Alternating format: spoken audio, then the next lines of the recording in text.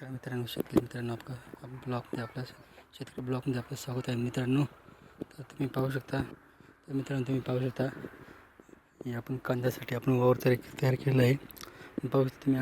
आज आपण वखरल्यानंतर हे सारे पाडून घेतो. साऱ्या पाडायचं यंत्र आहे आपल्या बैलद्वारे, त्याच्याने आपण पाडून घेतो मित्रांनो, जेणेकरून आपण हे तोंडे बांधून सारंग वगैरे असं काढून ते पूर्ण आपण लगेच कांदे लावण्यासाठी आपण उपयोग करू शकतो मित्रांनो.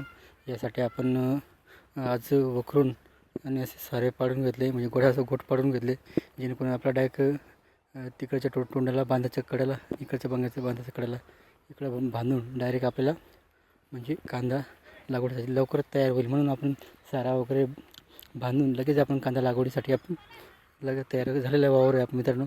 फक्त आपल्याला उद्या आज आपण हे काम केलं, वखरून हे सारा वगैरे पाडून घेतलेले आहे. तर उद्या आपण लगेच आपल्याला हे तोंडे बांधून घ्यायचे, इकडचे आणि तिकडचे दोघं साईडचे तोंड आणि सारंग पाणी जाण्यासाठी सारंग वगैरे करून घ्यायचे मित्रांनो, जेणेकरून आपल्या वावर म्हणजे एकदम कंप्लीट झालेला आहे कांदा लावून लागवडीसाठी मित्रांनो.